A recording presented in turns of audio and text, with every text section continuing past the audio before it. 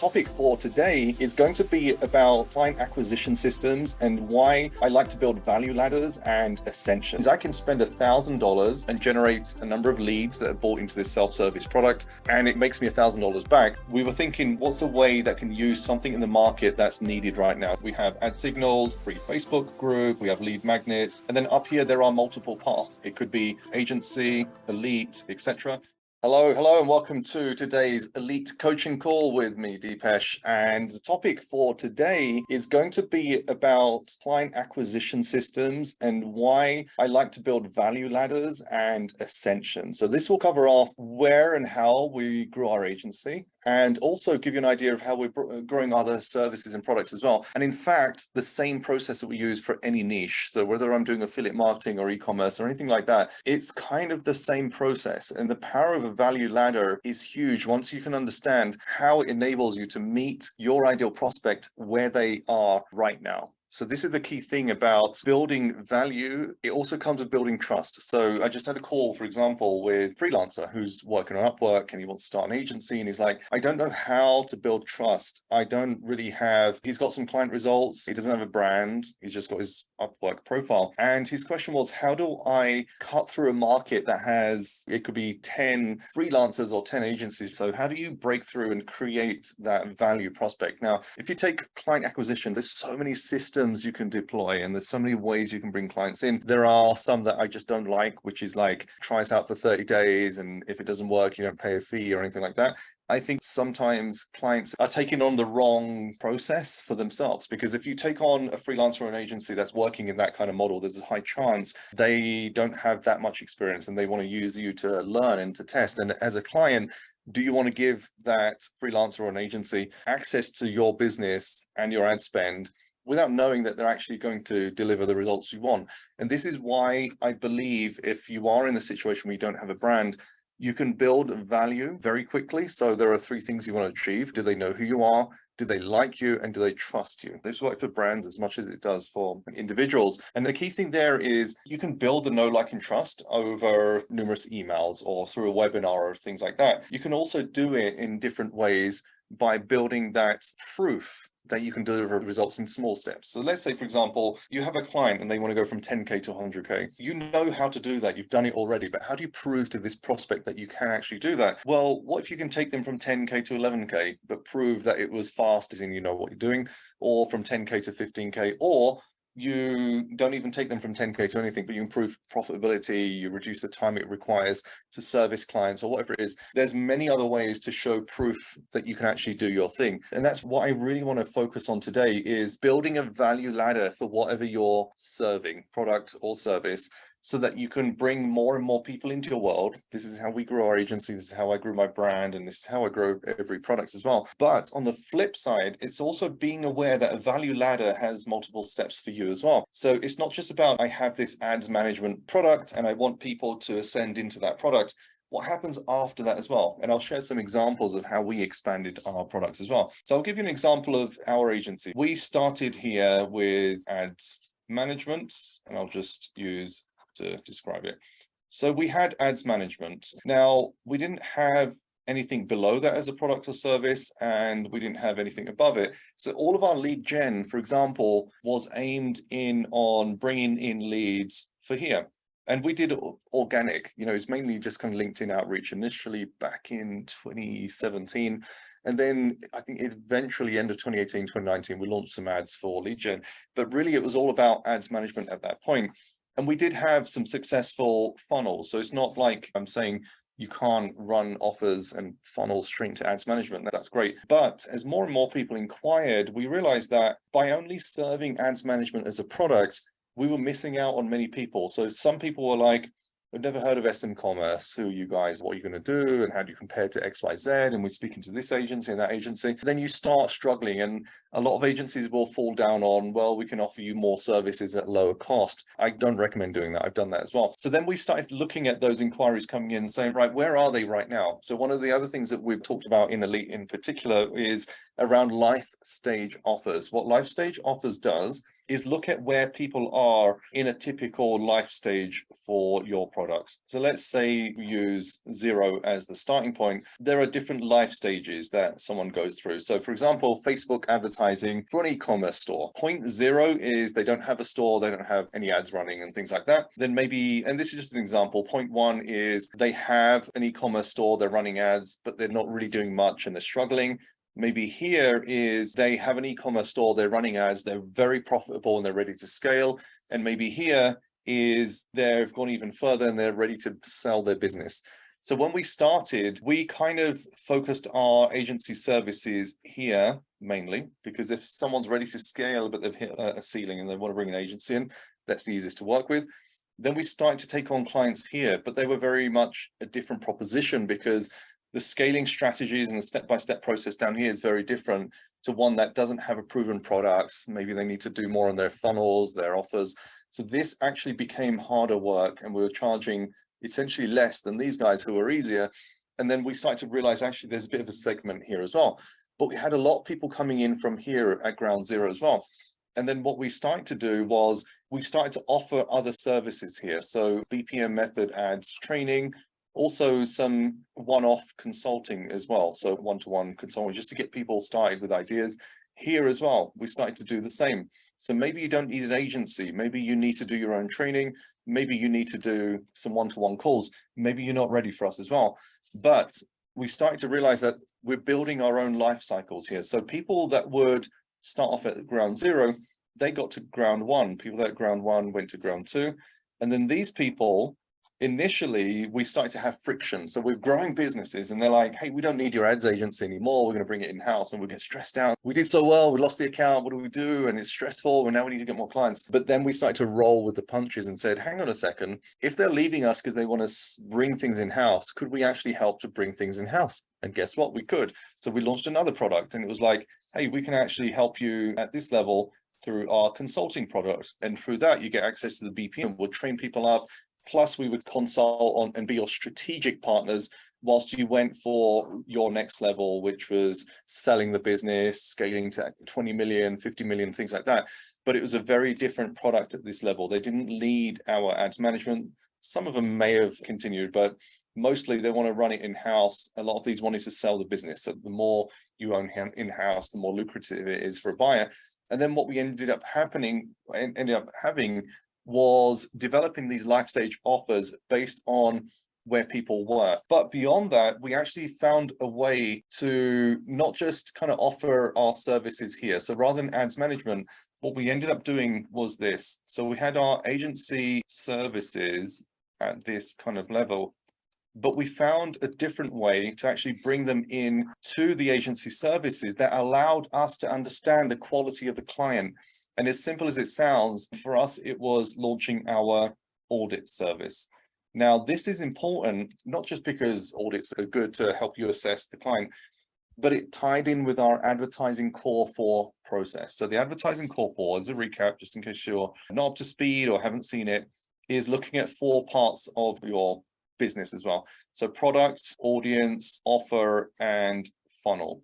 So these, for me, are the 4 things that define success. FU doesn't sound quite right, so let's use 3 words there. So product, audience, offer, and funnel.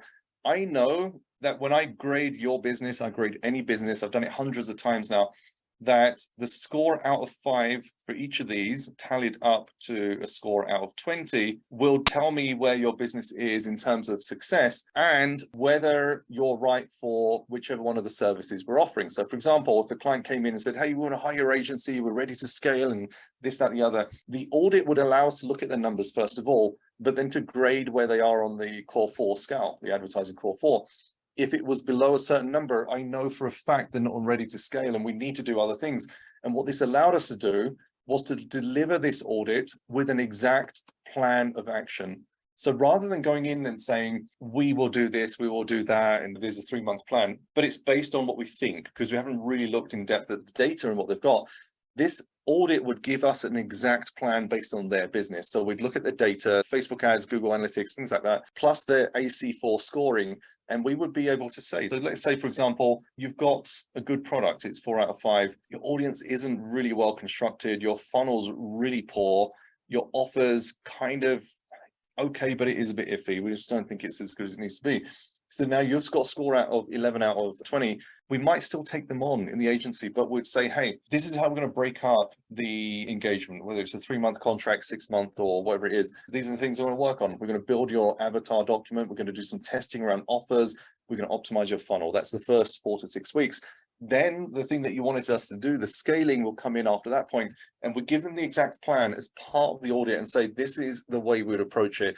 Now, some of them would say this other agency, they're going to start running some scaling ads in the first 2 weeks, and they plan by week 4, week 6 to be scaling our offering. And I'm like, this is how we do it. This is how we create success. And we have a huge success rate with this process. If you don't think it's going to work, then go with the other agency. But this is something we would kind of say, there's a chance it's not going to work and you're going to come back to us. Regardless, you have the plan. This is our plan. You could go and even speak to the agency and see if they come up with something similar. This made it easier for us to find the right clients for us, because if they saw this, understood this, and they bought in, guess what? They see the process. They know the 3-month plan. They're not going to come to us in 2 weeks' time and say, hey, we came to scale, and why are you doing this testing? Why are you optimizing our funnel?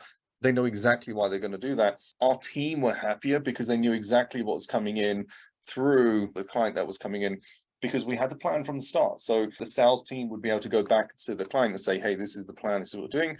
The account team would know exactly what to deliver.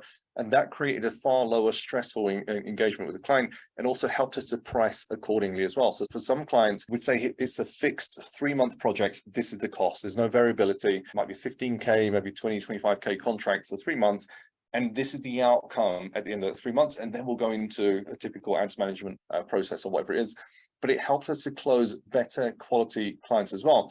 But in the same way, developing this kind of life cycle was this agency services was also split into other parts as well. So this would be managed agency services.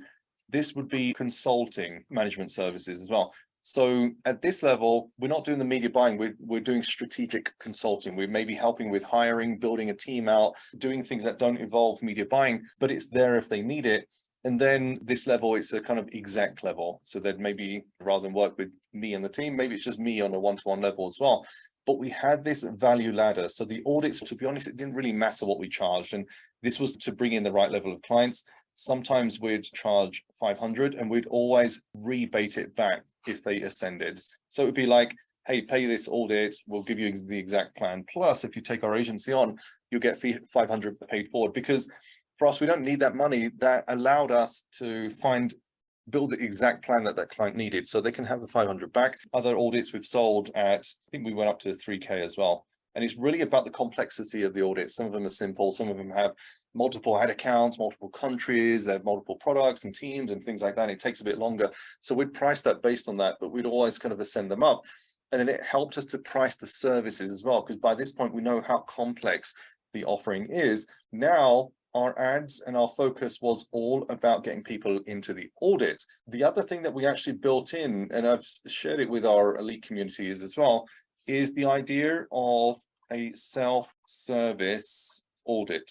For example, rather than us going in and saying, hey, we can do this audit for you and we're going to charge you $500, it'll take a week or 2 weeks to deliver this product, we could now sell another product, which was a self-serve audit. So whatever the price is, it could be $29, it could be $97, whatever it is, but you're giving them the tools to do it themselves. So it's a DIY.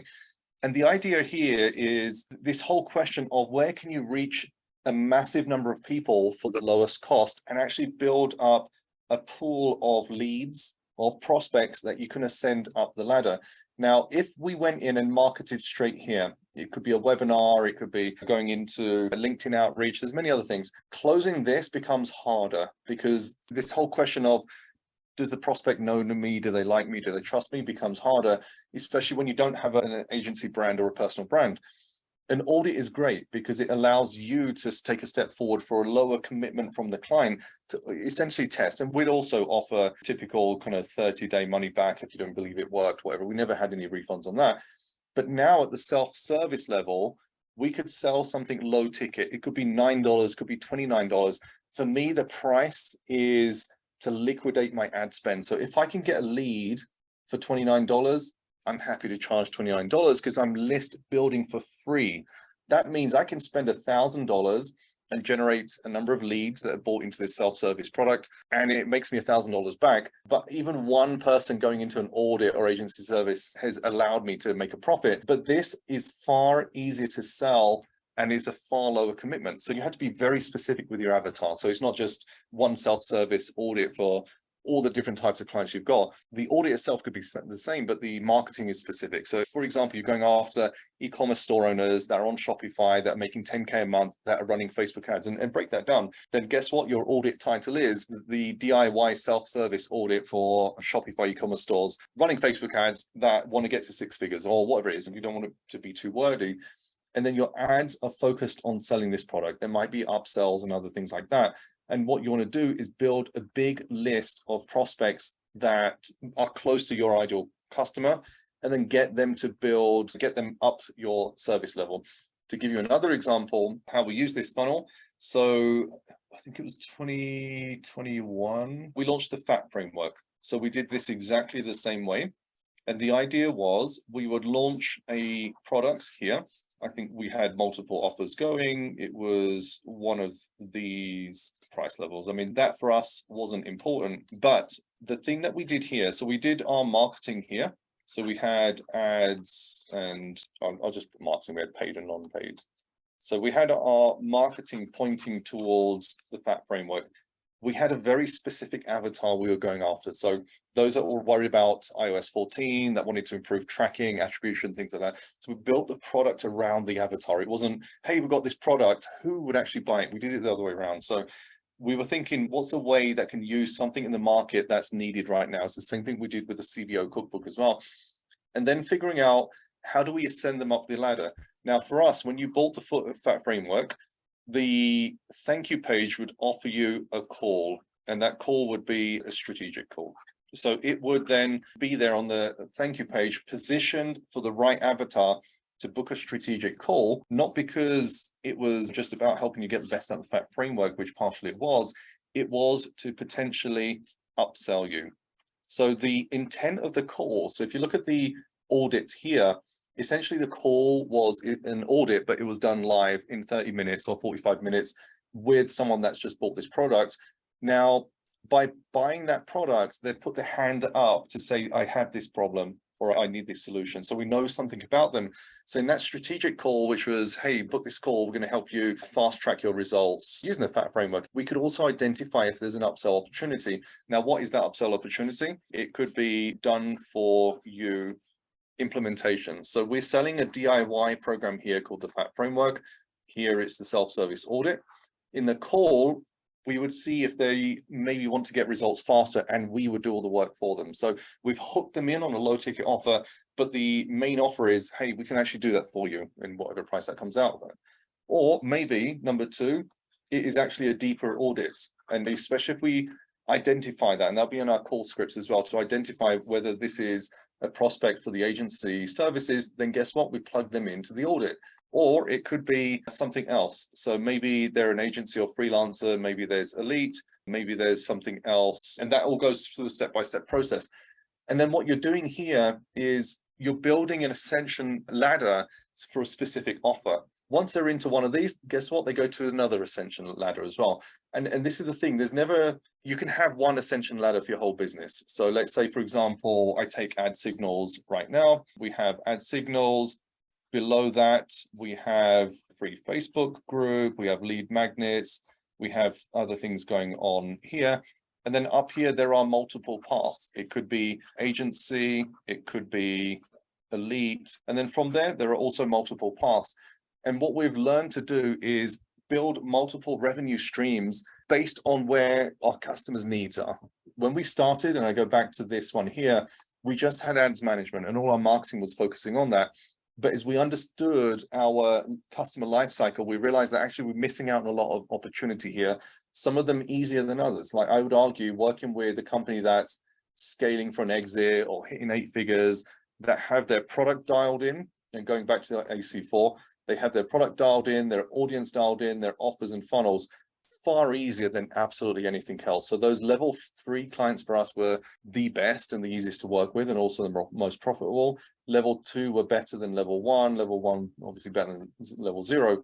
But we built a process out, and it probably took us 12 to 18 months initially to do this, that allowed us to serve clients where they were. So if someone came in and said, hey, can you scale us? But we're spending $10 a month and we're going to get to $100 a month. We might say, actually, you don't need an agency for this, but here's a good solution. You can go through BPM method, ad signals, you get support, things like that. And then we would end up with one of our best clients, actually, that are close to selling their business for 8 figures. They actually came in through the BPM method. They learned the ads themselves and then approached us to say, hey, we're not sure if we want you to run our ads or maybe help us build a team, but here's our end goal. We want to sell the business. We want to exit and make a profit. What do you think we can do? We ended up working on this level 2 where we helped to train their internal team, but we also did some product launches for them as well. So it's a merger of 2 products. One is on the consulting side, so we can help build the team, train the team and things like that. On the other side, we did do some product launches, and that helped their internal team to see how we operate as an agency. And now they're at this kind of growth level and they're ready to exit. But they went through this life cycle, whether it was prompted or not. They started off close to here. They started off with their e-commerce store, trying to figure things out, went through the BPM method, started to make a lot of money, and then contacted our agents and say, hey, we need more help here. But that's because we had the ladders built out, and because we've been through this process of understanding who our clients were, we were ready for that. So this is a good way of de-risking the concerns that many people will always have, whether it's economy or whether it's, is Facebook going to continue? Is it still a good platform? Your knowledge, as you start to build that up, can be served in so many different ways. For example, you might have a software tool that developed out of your experience, and maybe that's the thing that you do. Or maybe I've had Facebook ad agency owners that end up going into sales and developing sales programs and becoming sales experts, because that's the thing that they really enjoy. People may come in and want Facebook ads as a service, but maybe they need a sales team. Maybe that's the bigger focus. Maybe that's the bigger opportunity.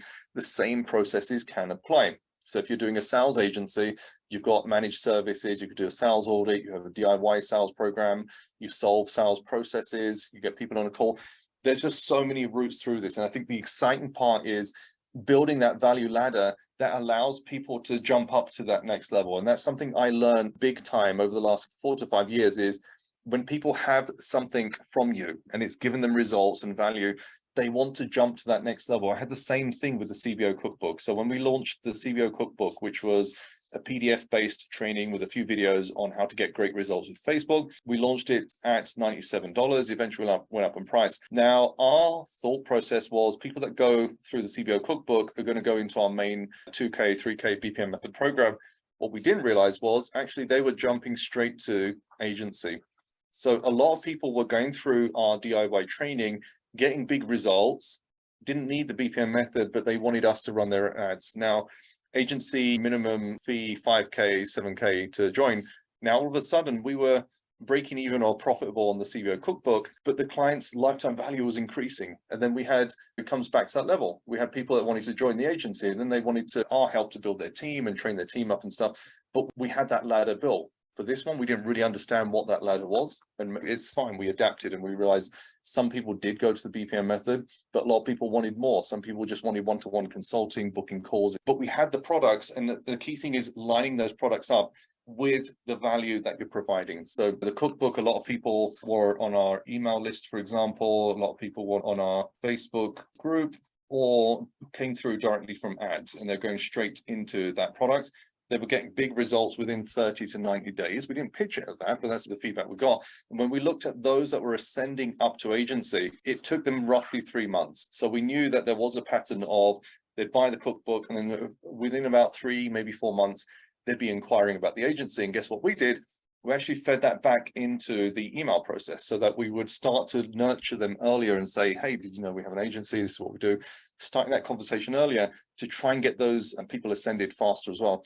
And that's one of the tricks of how we haven't actually spent that much on ads for a lot of our products, but still made hugely profitable funnels and programs because of this whole ascension process. So it doesn't matter what your ascension ladder looks like, it's worth thinking of a slightly higher ticket. So I had a conversation with someone earlier on software, for example. Whatever your start point is, maybe you charge $49 a month. It's always worth having another step up, because there will be a lot of people that will be really successful spending $49 on your software, and they'll want to know what else they can get. Maybe there's a $200 a month option with a call, or a $500 enterprise option, or things like that. You'll see this everywhere. There is generally always an Ascension going on, and it allows you to service more people in your marketplace as well. Those that need more of a VIP treatment, bigger businesses that need more access or something like that.